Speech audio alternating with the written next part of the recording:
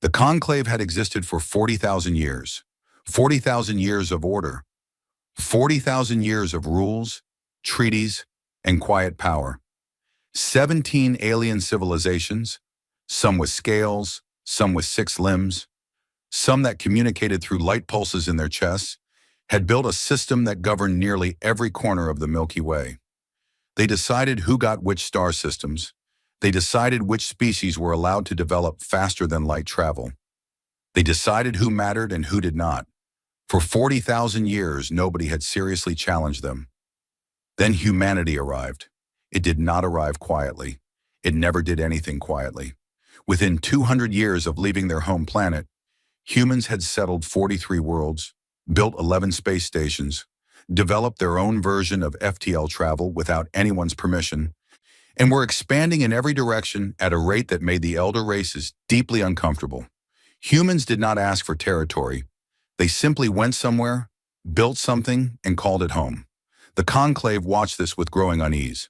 There were debates, long, slow debates the way the elder races always held them, measured in decades, full of careful language and ancient procedure. Some members of the conclave argued that humanity should be contacted, guided, brought into the fold as a junior member species under strict supervision. The Yelhari, a gentle race of tall, thin beings who communicated through soft musical tones, argued for patience. The Dolven, a quiet species who had spent most of their history studying mathematics, said the humans reminded them of themselves in their early years and should be given time. But the Keth Dominion was not patient. The Keth had 7 seats on the Conclave Council, the most of any single civilization, and they had spent 30 years watching humanity spread across the stars like water, finding cracks in stone. The Keth Senior Voice, a massive creature with dark-plated armor covering its body and 4 pale eyes that never seemed to blink, stood before the full council and made the argument simply. Humanity was not going to stop. Humanity was not going to ask permission. Humanity was going to keep growing until it was too large to contain, and by then it would be too late to do anything about it. The Keth Senior Voice used charts. It used projected growth models. It showed the council exactly what human expansion would look like in 500 years, and then in 1,000. The chamber went very quiet. And the vote was held 3 days later. 13 civilizations voted yes, 4 voted no. The measure passed. The file was labeled in the cold administrative language of the conclave. Extermination Protocol, Terra Zero. Nobody celebrated. That was perhaps the most chilling part of it. For the elder races, this was not a moment of anger or hatred. It was simply a decision, a solution to a problem. The conclave issued the order the same way they issued orders about trade routes and border adjustments, with paperwork, with procedure, with quiet efficiency. 14 fleets were assembled. Each one was enormous. Warships that dwarfed anything humanity had ever built, armed with weapons that could crack a planet's crust from orbit. The fleets were given their coordinates. Every human colony world, every human space station, every human ship, and the origin point, the small blue planet in the Sol system that had started it all. They moved at the same time.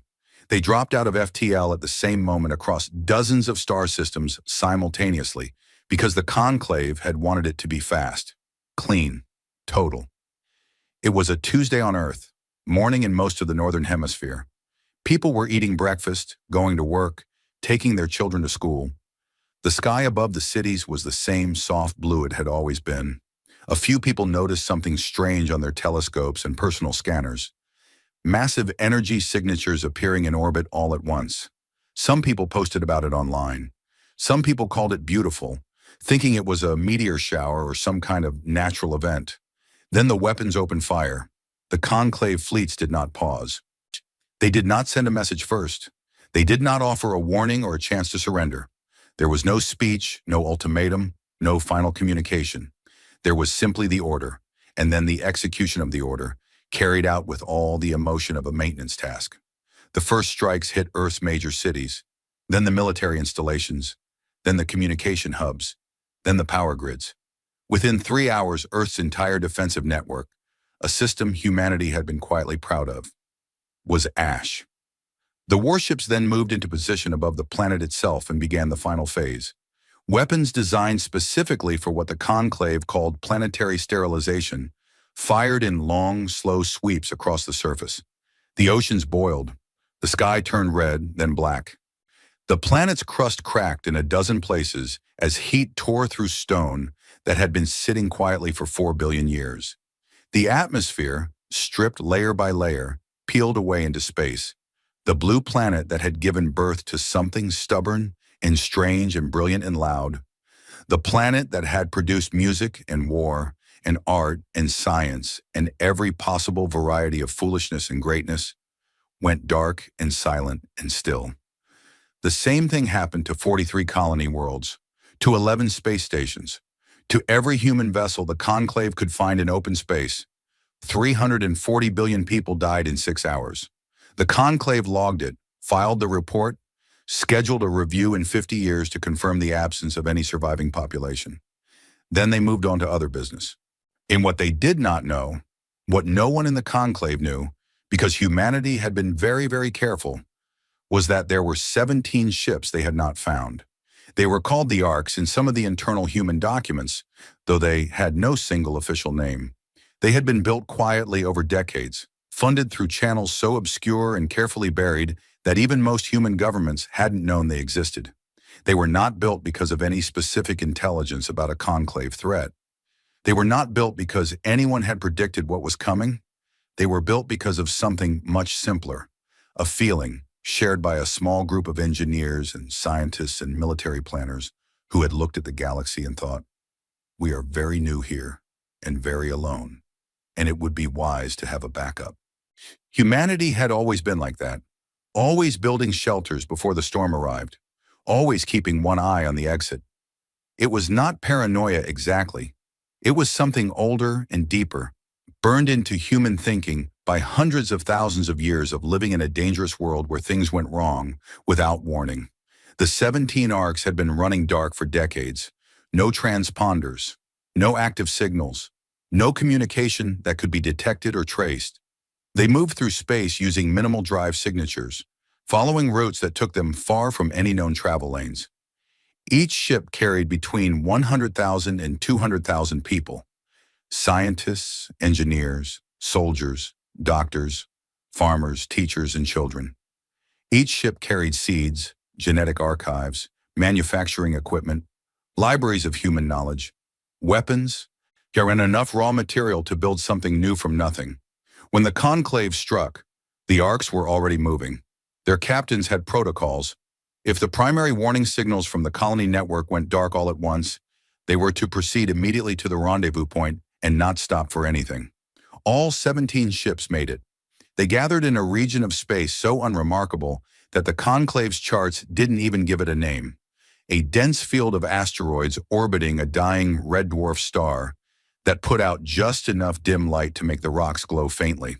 The conclave called this region the Hollow in a few old survey documents, noted it as resource poor and strategically worthless, and had not thought about it since. The ships cut their engines and drifted into the asteroid field and went completely silent. 2,400,000 people sat in the dark and waited. The first hours were the hardest. The communication systems were locked down, no signals in or out, so no one could know exactly what had happened.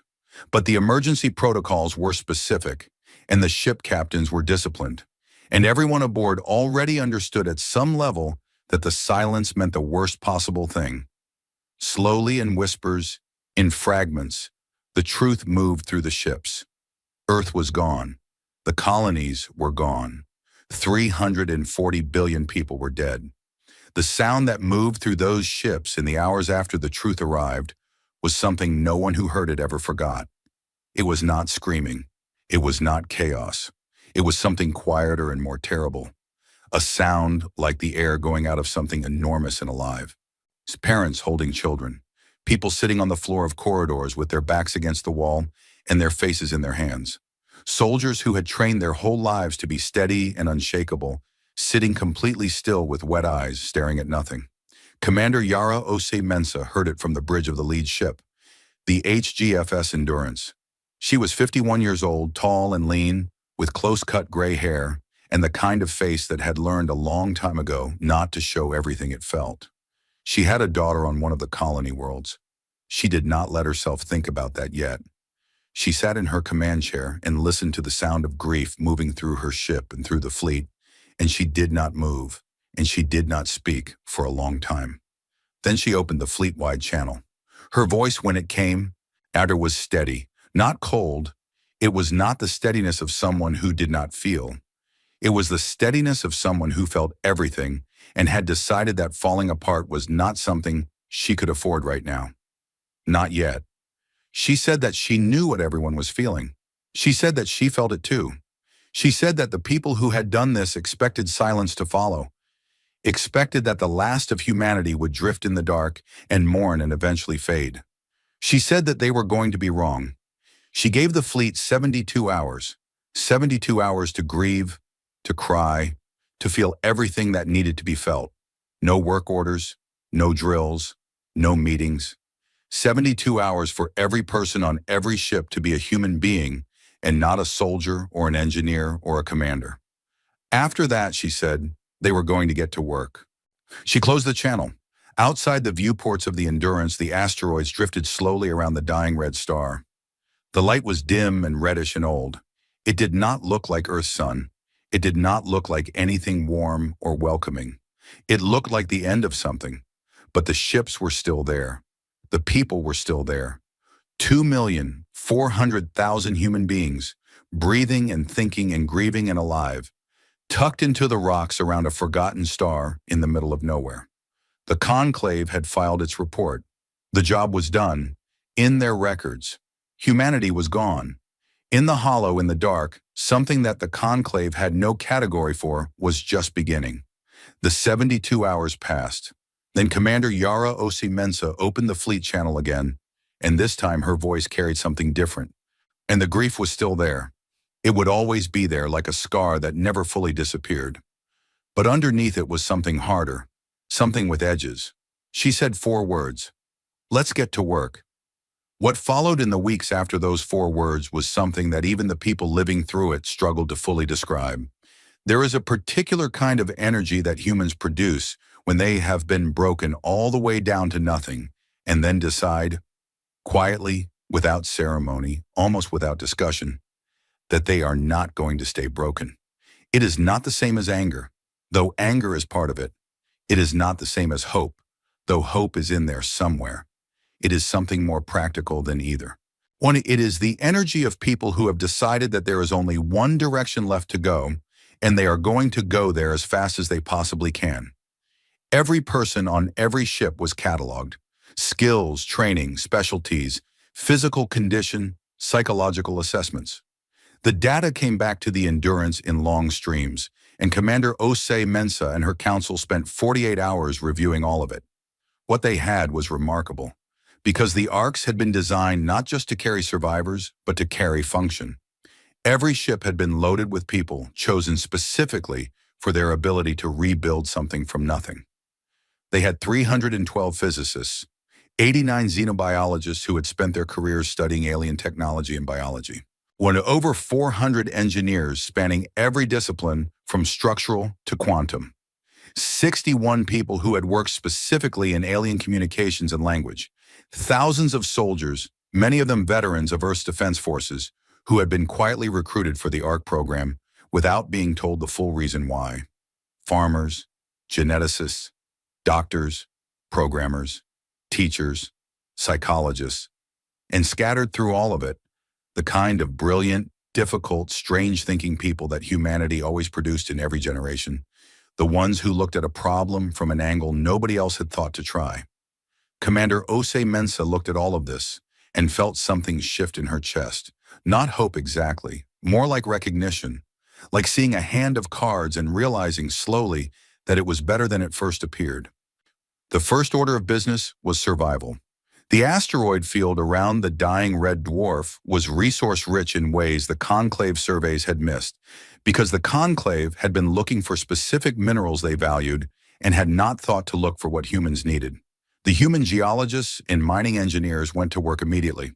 Within 3 months, they had established the first extraction operations, pulling raw materials from the asteroids and feeding them into the manufacturing systems aboard the ships.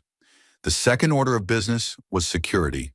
The 17 ships were repositioned throughout the asteroid field in a pattern that made them nearly impossible to find by passive scanning. Every energy emission was carefully managed. The tiny amount of heat and light the ships produced was scattered and absorbed by the asteroid field itself. From the outside, there was nothing to find. The hollow looked exactly as it always had. Dead, unremarkable, not worth a second look. The third order of business was the hardest one. It was the one that Commander Osei Mensah had thought about the most during those first 72 hours of grief. The third order of business was understanding what had killed them and how. She called together every person with relevant expertise: physicists, weapons engineers, military analysts, former intelligence officers, and she gave them access to everything the ARCs had collected before going dark. Every scan, every recording, every fragment of data from the Conclave attack. She told them she needed to know exactly how the Conclave weapons worked. She needed to know what the Conclave ships were made of. She needed to know how they moved, how they communicated, how their FTL drives functioned. She needed to know every weakness, every limit, every assumption the elder races made about warfare and technology. Then she told them to build something better. It was not a simple task. Humanity's technology had been developing fast by the standards of young species, but it was still far behind the elder races in many areas. The Conclave had 40,000 years of accumulated knowledge. Humanity had, generously, a few hundred years of serious space development. The gap was real and it was large, and everyone in those early meetings knew it. But there were things that closed the gap in ways the Conclave had not anticipated. The first was necessity. When the alternative to success is extinction, people work differently. Sleep became a luxury most of the research teams treated as optional. The culture on the ships shifted in a strange way. People were not cheerful exactly, but they were focused in a way that felt almost physical, like a pressure in the air. Arguments happened. Humans always argued, but they were fast and productive, burning through disagreement to find the useful part underneath and then moving on. The second thing that closed the gap was the alien technology they had managed to collect. In the years before Terra Zero, human scientists operating near the edges of explored space had recovered fragments of Conclave equipment, damaged probes, the wreckage from old conflicts between elder races, abandoned outposts. Most of this material had been gathered quietly, carefully, and stored away for study. The ARCs had brought all of it. Now, with nothing else to do and everything to lose, the engineers took it apart completely. What they found was both impressive and, in certain ways, deeply encouraging. The Conclave technology was powerful, extraordinary in some areas, but it was also old, not just in the sense of being ancient, old in the sense of being finished thinking. The elder races had reached a certain level of capability thousands of years ago and had refined it, polished it, made it efficient. But they had largely stopped pushing at its fundamental principles. Why would they? It worked. It had always worked. Nobody had ever made them need anything more. A young physicist named Dr. Amara Solis, 29 years old and the kind of person who wrote equations on any flat surface available, including her own arm, spent 6 months staring at the core principles of the Conclave's FTL drive system. Then she wrote a paper that the senior engineers initially dismissed as too speculative. She argued that the Conclave's drive was built on an assumption, a very old assumption that had never been challenged, about how folded space interacted with mass. The assumption was not wrong exactly, but it was incomplete. If you approach the problem from a different angle, if you use the fold differently, you could achieve something the Conclave drives couldn't do. You could jump without a charge cycle, instant translation, no 30-second window where the ship was stationary and visible. It took 4 years to build a working prototype, then another 2 years to scale it. But when it worked, Commander Osei Mensah stood in the engine room of the Endurance and watched the test results come in and felt something she hadn't felt since before everything ended. She felt the cold, clean edge of an advantage. The weapons development went slower and then very fast. The early years were spent simply understanding what the Conclave weapons did at a fundamental physics level. Then came the period of trying to replicate it with human engineering principles.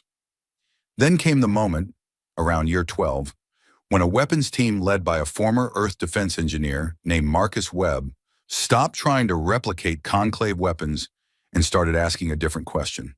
The question was, what can't their weapons do? The answer, when they found it, was significant. Conclave weapons were designed for large-scale destruction, cracking planets, overwhelming defensive shields, destroying ships in open space. They were not designed for precision. They had never needed to be. When you have overwhelming force, you do not need to be precise. You just fire and everything dies. Human weapons, going forward, would be precise. Surgically, impossibly precise. Weapons that could disable a ship without destroying it. Weapons that could target a single system within a vessel. Weapons that could, in the right circumstances, fold space around an object and simply move it somewhere else. A principle Dr. Solis helped develop that would eventually produce the compression technology the Conclave would later find deeply unsettling. Year 15 saw the first new ship built entirely in the hollow.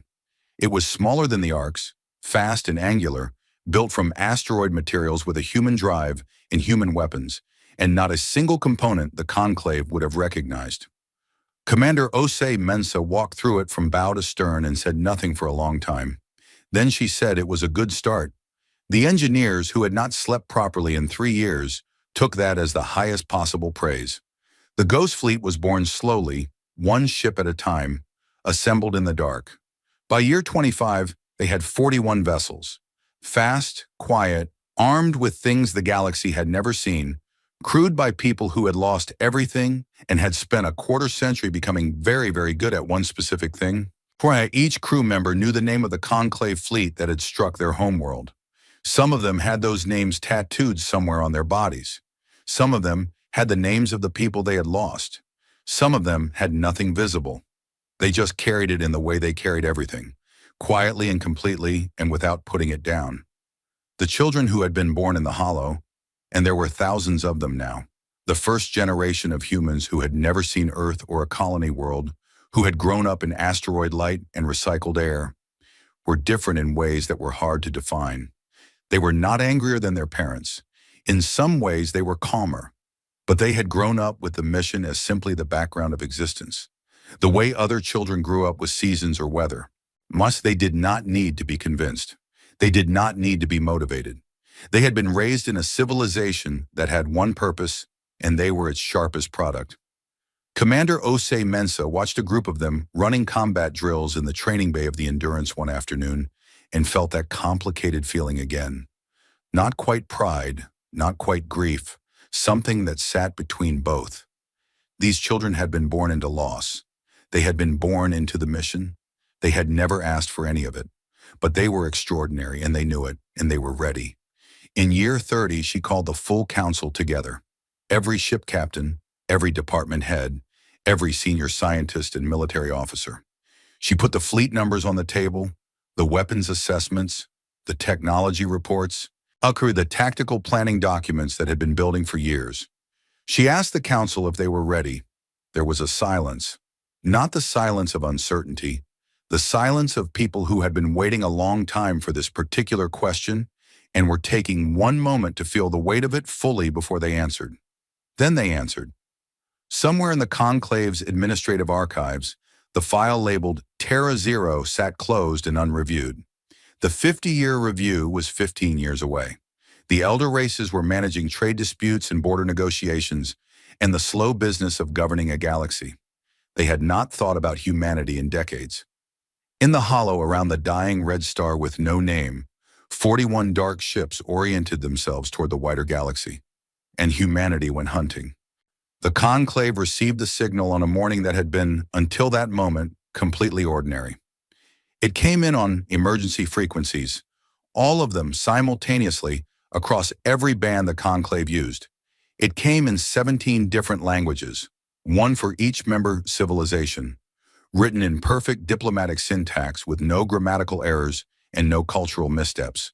Whoever had written it had studied the elder races carefully. Every word was chosen with precision. The signal was impossible to ignore, impossible to block, and structured in a way that the Conclave's own communication protocols required them to formally acknowledge and record. The council chambers on Ethan Prime, the great ringed planet that served as the seat of conclave power, with its famous towers of pale stone and its atmosphere of cool, thin air that most species needed breathing assistance to tolerate, were in the middle of a routine session about mineral rights in the outer arc when the signal arrived. The conclave's communication systems flagged it as a maximum priority emergency transmission. Every screen in the chamber lit up at the same time. Every council member looked up from whatever they were doing. The message was a list. It began simply. A heading in all 17 languages that read, "These are the names of the people you killed." Then it began, name by name, world by world, colony by colony. The list moved in careful order, starting with Earth, then the first colony worlds, then the outer settlements, then the space stations, then the ships that had been destroyed in open space. Each name was accompanied by a home location, an age at time of death, signed in a detail that several council members later said disturbed them more than anything else about the message. A single line describing who that person had been: a teacher, a child, age 4, a doctor who had delivered 3,000 babies over her career, a young man who had been on his first space flight going to visit his father on a colony world. 340 billion names. At standard data transmission rates, the full list took 11 days to send. The conclave could not shut it off. They tried.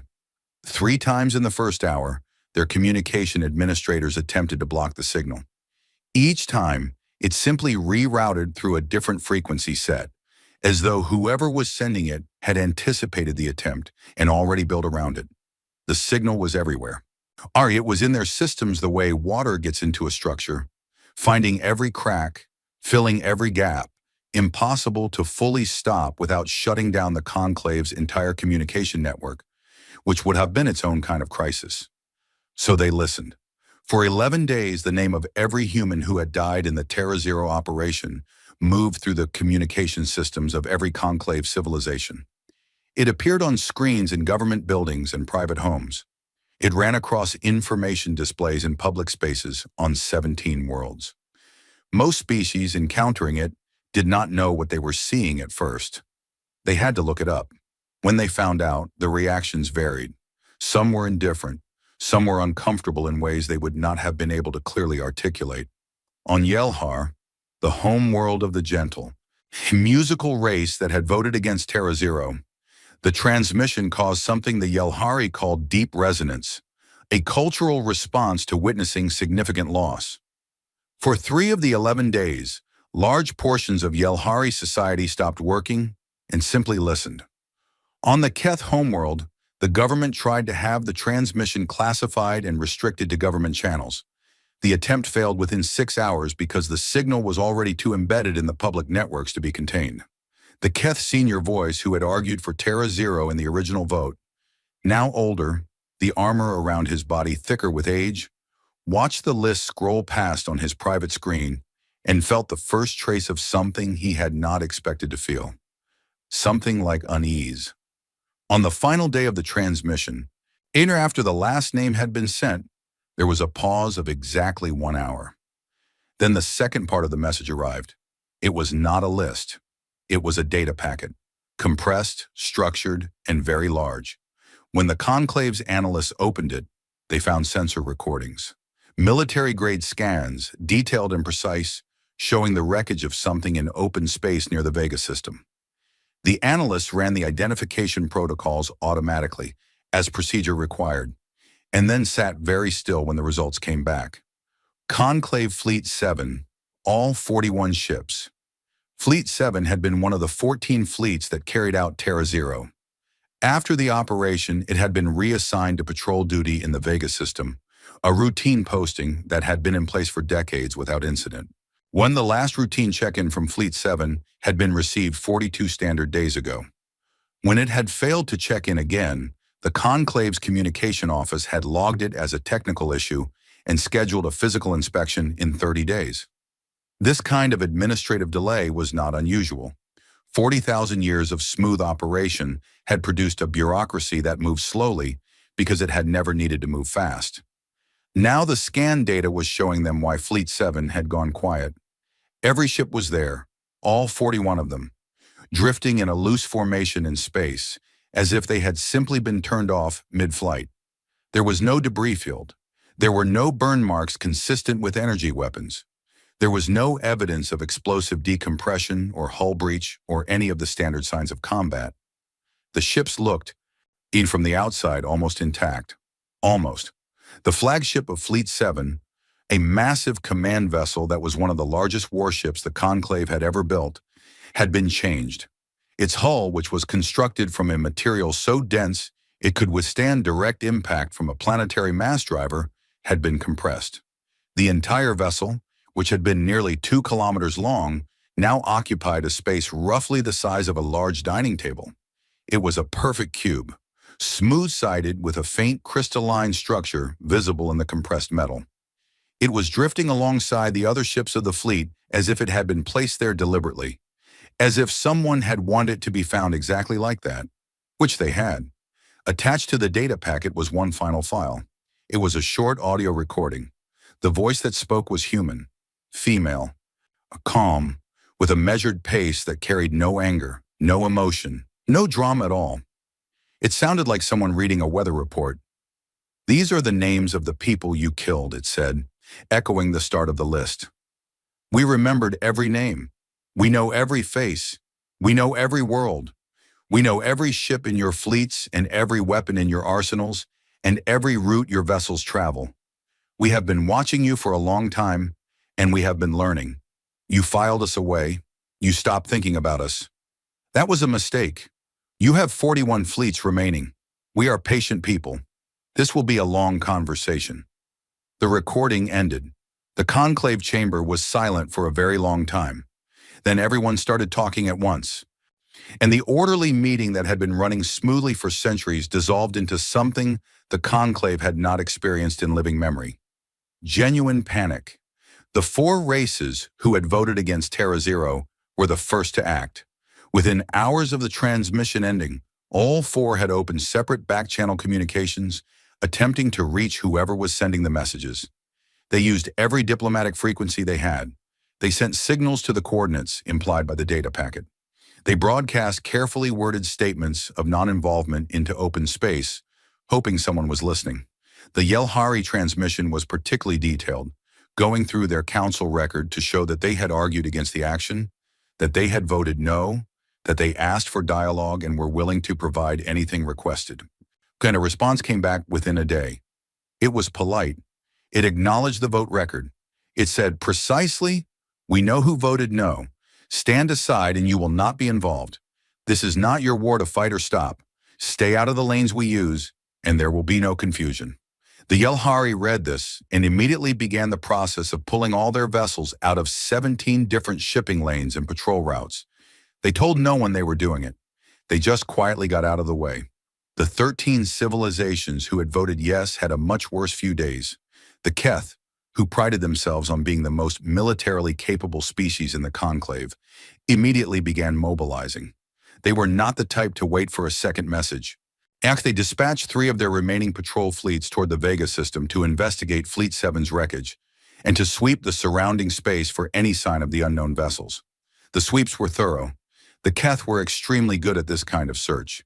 They used every scanning technology available to them, covered enormous amounts of space, and found nothing at all, which was itself extremely unusual, because in 40,000 years of operating in this galaxy, the Keth had never searched for something and found nothing. They always found something. Space was not empty. Ships left traces, energy left traces. Even cold, dark, unpowered vessels had a signature, if you look closely enough. They found nothing because humanity had become very good at not being found. 30 years of hiding in the hollow had produced experts in making ships invisible.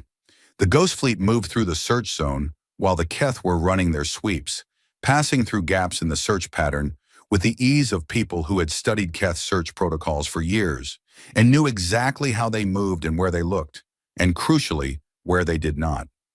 3 of the Keth patrol ships went missing during the search. They were not destroyed. Their crews were fine, They found themselves somewhat confused in orbit around a remote ice planet in the outer arc, with no memory of how they got there, and every weapon system on their ships non-functional. It took them a week to effect repairs and signal their position. When they got back and reported what had happened, when the Keth Military Intelligence Division spent a month trying to figure out what technology could do that, they could not figure it out. This fact, more than the missing Fleet 7, more than the compressed cube of the flagship, more than the 11-day transmission, this was what truly frightened the Keth. They did not know what had been done to those 3 ships. They did not understand the method. And in 40,000 years, the Keth had never encountered a weapon or a technology they could not at least categorize. The council meetings became fractious. The 13 civilizations who had voted yes were now arguing about response strategies, about who bore more responsibility, about whether to attempt further military action or to seek negotiation. The Keth wanted to fight. Several of the smaller conclave members wanted to open talks immediately, sensing with considerable accuracy that fighting was going to go badly. 2 civilizations quietly contacted their embassies on Ethon Prime and began drawing up contingency plans for withdrawing from the conclave entirely if the situation deteriorated further. And through all of it, the Ghost Fleet moved. It moved in small groups mostly, 2 or 3 ships operating together, sliding through conclave space on routes that should have been impossible to navigate without detection. They were not engaging military targets yet, not in the way the conclave expected engagement to look. They were doing something that puzzled the conclave's military analysts for months before anyone figured out what it was. They were mapping everything, every patrol route, every supply line, every communication relay, every shipyard and fuel depot and repair station, every military installation, down to the small ones in the outer systems that hadn't been upgraded in a century. The Ghost Fleet was building a complete picture of conclave military infrastructure that was more detailed than anything the conclave's own administrative records contained, because the conclave's records were spread across 17 different civilizations with 17 different filing systems, and nobody had ever needed to compile them all in one place before.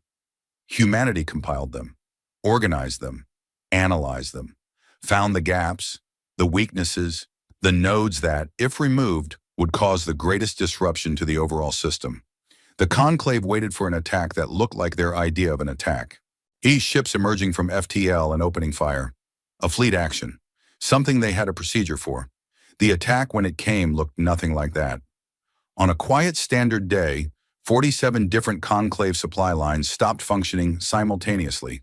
Not because the ships were destroyed, because every supply depot and fuel station along 47 specific routes had simply been emptied, drained. Every resource they contained was gone, taken with no trace of how it had been removed. A Keth patrol found one of the empty depots and reported that the interior was spotless. No signs of cutting equipment, no breach in the hull, no indication of forced entry. The supplies had been there on the last inventory check. Now they were not. The resources appeared 3 weeks later in anonymous caches near Yelhari and Dolvin space. The 2 species who had most vocally opposed Terra Zero. The caches contained a note, brief and plain. From those who remember what it means to have nothing. Use it well.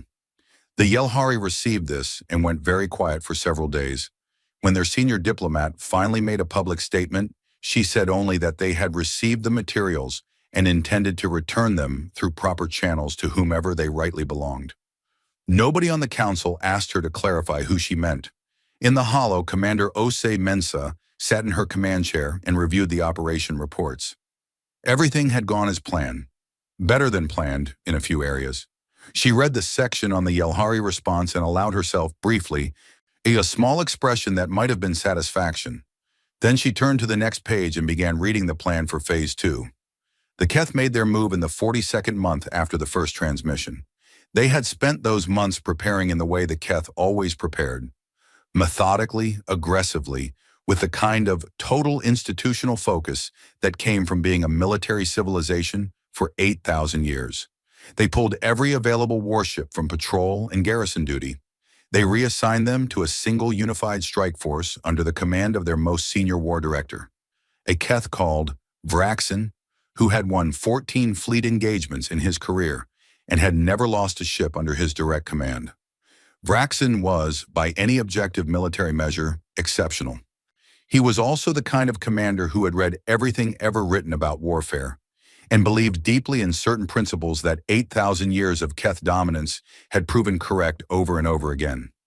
Superior firepower, properly applied, solved every military problem. He had 400 warships.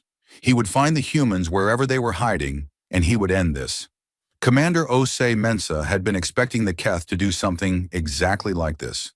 The Ghost Fleet's intelligence network had been tracking the buildup for 6 months, watching the Keth pull ships from their various postings and consolidate them. She had read everything recorded about Keth military doctrine.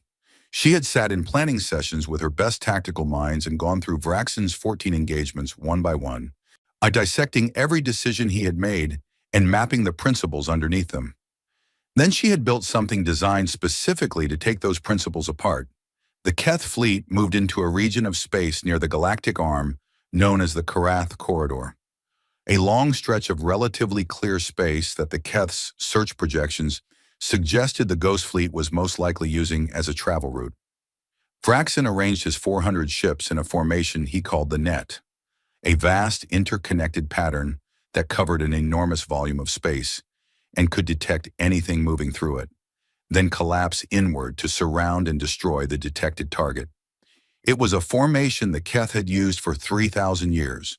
It was extremely effective against any enemy the Keth had ever faced. The problem was that the Ghost Fleet did not try to move through the net. The Ghost Fleet attacked the net from inside it. 17 human ships had been drifting in the Karath corridor for 3 weeks before the Keth arrived, sitting completely cold and dark within a field of naturally occurring metallic debris that masked their signatures. They had been there so long their crews had taken to calling the operation the Long Nap. When the Keth net began to form around them, the human ships did not move. They waited until the formation was complete and stable, until Vraxin had settled into his command pattern and his ships were holding position according to standard Keth protocol. Then the 17 ships activated simultaneously. What happened next lasted 8 minutes and was, by any analysis, not a battle in any traditional sense. It was a demonstration. The human ships did not move in formation. They scattered in 17 different directions at speeds the Keth scanners struggled to track, each one using its instant translation drive to jump inside the net's response range before the Keth could establish a targeting lock. The human weapons were precise in a way that Keth weapons were not designed to be. They did not destroy ships. They targeted specific systems within ships: drive cores, weapons arrays, communication hubs. One by one, Keth warships found themselves adrift and silent, not destroyed, not dead, simply turned off. Vraxin, to his credit, adapted faster than most commanders would have. He saw what was happening and issued new orders within the first 90 seconds. Pulling his formation tight, trying to use the massed firepower of the ships that were still functional to create a zone the human vessels could not move through safely. It was the right instinct. It might have worked against a different opponent, but the human ships had been designed for exactly this situation. They pulled back outside the effective range of the Keth weapons, hung in space just beyond where the Keth could reach them, and waited. Vraxin's formation held for 4 minutes. Then he realized that the ships on the outer edge of his formation, the ones that had not yet been disabled, were slowly going dark without anyone firing at them. He could not see how. His scanners showed nothing approaching them. His communication with those ships simply stopped one by one, with no warning. The compression field technology at long range was very quiet. When the 8 minutes were over, 372 Keth warships were disabled and drifting. 28 had managed to get far enough from the engagement zone to attempt FTL jumps back to Keth space. 17 of those jumps failed because the ship's drive systems had been quietly interfered with in ways the crews had not detected. They drifted alongside their colleagues. The remaining 11 ships made it back. Vraxin's ship was not among the 11. His vessel was intact. The humans had not harmed it, had not harmed anyone on it. It was simply not going anywhere. He sat in his command chair in a dead ship and did something he had never done in 40 years of military service. He sat and thought. Really thought, without the distraction of active command. And he went back through the 8 minutes in his memory and tried to find the moment he could have done something different, that would have changed the outcome. He could not find it. The humans sent a short communication to his ship's backup emergency system, the one that ran on a completely separate power source and could not be disabled by the same methods they had used on everything else. It said that his crew's life support was fully functional and would remain so, that recovery vessels from Keth space were already being contacted to come collect the fleet, and that the humans suggested the Keth consider this result carefully before sending any more ships in this direction. It also included, as a courtesy, the tactical analysis of the engagement that the human commanders had written before it began, the document laying out exactly what they expected the Keth to do and exactly how they had planned to respond to each move. Every prediction had been correct. The engagement had gone almost precisely as planned, with the exception that it had taken 8 minutes instead of the 7 they had projected. Vraxin read this document for a long time. He was not an emotional creature by nature. The Keth valued control above most things. But something moved through him as he read, something cold and settled and honest. He sent a message back through the emergency system. It had only 4 words. In his own language, they translated roughly as, "You studied us completely." The response came back almost immediately. 2 words, "Yes, sorry." And he was not sure if the last word was sincere or something else. He suspected it was both. The news of the Karath corridor engagement hit the Conclave like a physical impact. 400 Keth warships, the finest military fleet of the most militaristic civilization in the Conclave, had been neutralized in 8 minutes without a single casualty on either side, without a single enemy ship destroyed, without, as far as anyone could determine, the humans losing so much as a hull panel. The arguments in the Conclave chambers became desperate. The Keth military faction, humiliated and furious, demanded a full military response from all 13 civilizations. A unified fleet of every warship available, a show of force so overwhelming that even these strange and impossible humans could not survive it. Other members pushed back hard. The Dulvan mathematical analyst produced a projection showing that given what had just happened at Karath, a unified fleet would likely produce the same result on a larger scale and would leave every Conclave civilization militarily stripped for years. Meanwhile, the Ghost Fleet kept moving. A Conclave shipyard in the Outer Arc, one of the largest capable of producing 40 warships a year, was found one morning to be completely empty. Every piece of manufacturing equipment, every stockpile of raw material, every partially assembled ship frame had been removed. The station itself was intact, not a wall scratched, the environmental system still running. It looked like a building after the furniture had been moved out. A careful examination of the station's logs showed no evidence of any ship docking. The station's external sensors showed no activity for the period when the removal must have occurred. The Conclave spent 3 weeks trying to figure out how it had been done. They could not. The equipment appeared shortly after, rebuilt and functional, somewhere in the asteroid field around a dim red dwarf that wasn't on most charts. 2 Conclave communication relay networks went dark. Not destroyed. The physical infrastructure was fine. The routing had simply been changed, redirected through channels the Conclave's own administrators no longer had access to. The information that used to flow through those networks was now flowing somewhere else, and whoever controlled it was using it to listen to everything the Conclave said on those channels, which meant the Ghost Fleet now knew, in real time, everything the Conclave's military planners were discussing.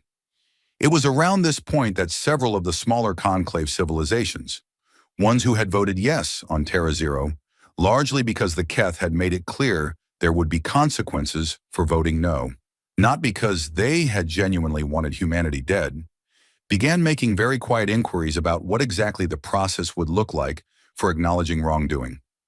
They asked their legal scholars to review relevant historical precedents.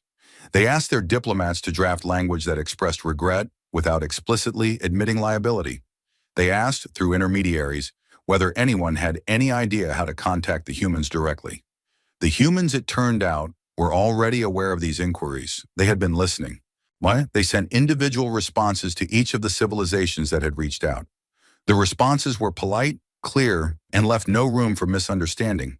They said that diplomacy was possible, that the humans were not interested in the destruction of any civilization, that accountability and reparations were things that could be discussed in a structured process, but that this process would happen on human terms, at a time of human choosing, after certain prior conditions had been met. The prior conditions were not listed, not yet. That uncertainty was, itself, a message. Commander Osei Mensah was 81 years old when she decided it was time for the final move. She sat in the planning room of the Endurance with her most trusted officers and looked at the intelligence maps covering every wall, every conclave fleet position, every military installation, every communication node, every weakness they had identified over years of careful work. She looked at all of it for a long time without speaking. Then she said they were going to Ethon Prime. The room was quiet for a moment. Ethon Prime, the seat of conclave power. The most heavily defended location in the galaxy, ringed with military installations built over 10,000 years, positioned to be approached from only 3 directions and fortified on all 3. The symbolic and practical heart of everything the conclave was. One of her captains said carefully that the defenses around Ethon Prime were formidable.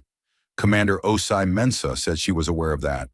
Another officer said that a direct assault would be costly, possibly prohibitively so, even with everything they had. And Commander Osei Mensah said they were not going to assault it. She explained what they were going to do instead. As she explained it, the room got very quiet again, but a different kind of quiet this time. Not uncertain quiet. The quiet of people who were hearing something and understanding it and feeling the weight of how right it was. The Ghost Fleet moved in 3 days later. The approach was done in stages that the Conclave's defensive systems were not designed to detect, because the defensive systems had been designed to detect ships approaching from outside their range. The human vessels were already inside the range before the detection systems registered them, having navigated through a gap in coverage that existed because 3 separate conclave administrative departments had, over several centuries, so each assumed the other was responsible for that particular sector, and none of them had ever checked. Humans had found this gap by reading the conclave's own administrative records. The records were technically classified, but classification systems that had not been updated in 800 years were not especially difficult to access if you understood the underlying architecture. The Ghost Fleet emerged from concealment simultaneously around Ethon Prime. All 41 ships arrayed in a pattern that put them inside every defensive response range at once. The planet's military installations locked onto them immediately. The targeting systems were excellent, among the best ever built, and prepared to fire. And then stopped, because the human ships were not firing. They were not moving. They were just there, sitting in space around the most important planet in the galaxy and doing nothing at all. The Conclave's defense commander, a Keth officer named Sarath, who had replaced Vraxin after Karath, stared at his targeting displays for 11 seconds and then understood what was being communicated. This was not an attack. The humans could have fired. They had position, they had surprise, they had weapons that had already proven more capable than anything the Conclave had brought against them. If they had wanted to destroy Ethon Prime, they could have opened fire the moment they decloaked. They had not. Sarath ordered his gunners to hold. Commander Osei Mensah opened a channel to the full Conclave assembly. Every screen on Ethon Prime, every communication device, every channel, the same trick they had used with the nameless transmission, but this time from directly overhead, impossible to miss or dismiss. She did not make a long speech. She had never been someone who made long speeches. She said, "We have been everywhere you thought was safe. We have been in your councils and your shipyards and your supply lines and your communication networks. We have not come to destroy what you built. We have come to change how it works. You are going to come to the table now. You are going to bring your records and your legal scholars and your full council, all 13 who voted yes. And we are going to have a very long, very honest conversation about what you did and what you owe." She paused. "Now, let's discuss what you owe us." 7 words. The session came to order. The negotiations lasted 3 years. Not because the Conclave was in a position to argue. They were not. And everyone at the table understood this. The Ghost Fleet remained in position around Ethon Prime for the entire duration. Not menacing, not aggressive, simply there, present. A reminder if one was needed that the humans had come all this way and were in no hurry to leave without a satisfactory result. The negotiations lasted 3 years because the humans were thorough. They had brought legal scholars, people who had spent decades studying conclave law, conclave history, and the legal precedents of every member civilization. They had drafted the terms of the agreement before the first session began. Every clause had been considered. Every possible conclave counter-argument had been anticipated and answered. The document the humans put on the table on the first day was 314 pages long in its primary language. And the conclave legal teams, who were experienced and capable, spent 6 months just reading it before they said anything substantive. The agreement that eventually emerged was called the HFY Accords, named for the commander who had brought humanity from extinction to this table in the span of one human lifetime. Commander HFY Mensa herself did not lead the negotiating team. She had never been a diplomat, and she knew it, and she appointed people better suited to that particular kind of careful, patient work. She sat in on the sessions occasionally. When she did, the room had a different quality, a certain stillness, a certain awareness of weight. The conclave representatives who had been in the room long enough became able to feel when she had entered without looking up. And the HFY Accords were built on a principle that human legal scholars had argued for in their planning documents for years, that reparations, to be meaningful, should not primarily be financial. Resources could be given and resources could be lost. What humanity needed was not just material recovery, it was the restoration of everything that had been destroyed, the knowledge, the continuity, the future that had been taken away. And so the Accords required something from the conclave that was far harder to give than money or territory. They required knowledge. Every conclave civilization that had voted yes on Terra Zero was required to open its archives, fully without restriction, to human scholars. 40,000 years of accumulated science, history, technology, medicine, and philosophy. Every discovery ever made, every breakthrough ever achieved, every corner of understanding that the elder races had built up over their long existence and had never shared with species they considered lesser. All of it was to be made available to humanity, organized and translated and delivered in formats human researchers could use. The Keth, who considered their military and technological knowledge to be the most closely guarded thing they possessed, resisted this clause longer than any other. The negotiation on this single point took 4 months. In the end, they agreed because the alternative, a continuation of what had been happening to their infrastructure, their supply lines and their fleets, was not acceptable. They signed with the slow, deliberate motion of people who knew they were giving up something they would never get back. They were right. But they were also getting something they had not expected in return. Humanity's own accumulated knowledge, freely given, because Commander HFY Mensa had specifically requested this be included. The human negotiators had argued among themselves about it. Some felt that giving anything to civilizations that had committed genocide was wrong. HFY Mensa had listened to these arguments and then said plainly that they were not the elder races. They were not going to hoard their knowledge and decide who deserved it. They were going to be what they had always been, people who shared what they knew, because that was how things got better. The clause stayed in. The restoration of Earth was the term the conclave tried hardest to avoid, and the one humanity was least willing to compromise on. Earth was not just a planet. It was the meaning of everything, the place that had made them, the ground that every human name on that 11-day list had ultimately come from, however many generations back. The conclave proposed alternative worlds, prime real estate in rich star systems, worlds already terraformed and ready for settlement. The human negotiators declined all of them. They wanted their world, exactly their world. The process of restoring a planet that had been cracked at the mantle and stripped of its atmosphere and oceans was, the conclave scientists noted, genuinely at the edge of what was technically possible even with 40,000 years of knowledge. It would require the combined effort of multiple civilizations' greatest engineering teams. It would take generations of sustained work. It would be enormously expensive in resources, labor, and attention. The humans said yes. That was exactly right. That was the point. The work on Earth began within a year of the Accords being signed. It was the largest cooperative engineering project in galactic history. Teams from 11 different conclave civilizations working alongside human scientists in orbit above a ruined world, slowly, painstakingly beginning to put it back together. The first step was stabilizing the crust. This alone took 12 years. Then came the atmosphere, rebuilding it from raw materials, seeding it with the precise chemical balance that Earth's ecosystem needed. The oceans were the most complex part, requiring not just water, but the right mineral composition, the right temperature gradients, the right conditions for the microscopic life that underpinned everything else. It took 60 years.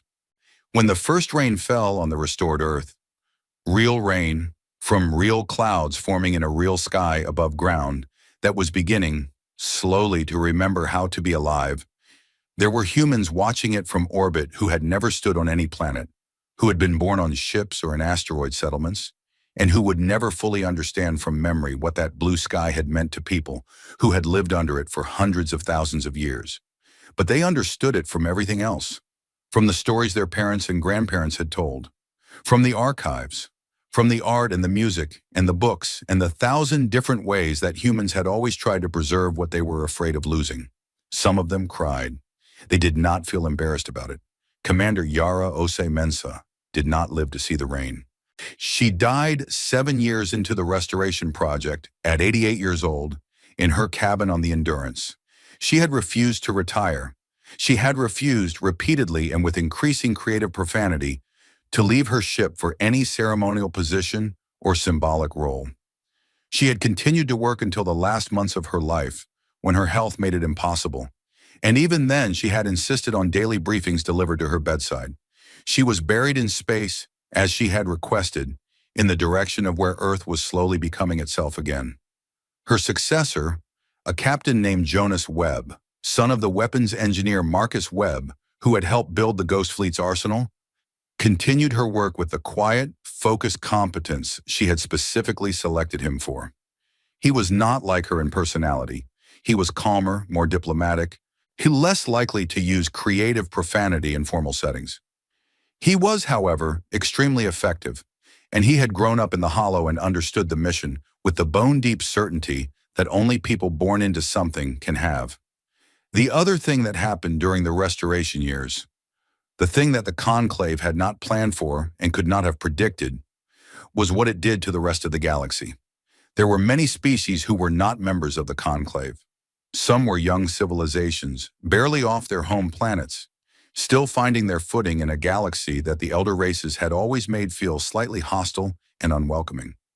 Some were older but had never quite fit into the conclave's framework, remaining independent, kept at a distance, marginally tolerated. All of them had watched what happened with humanity very closely. They had watched a species get erased. They had watched the survivors refuse to die.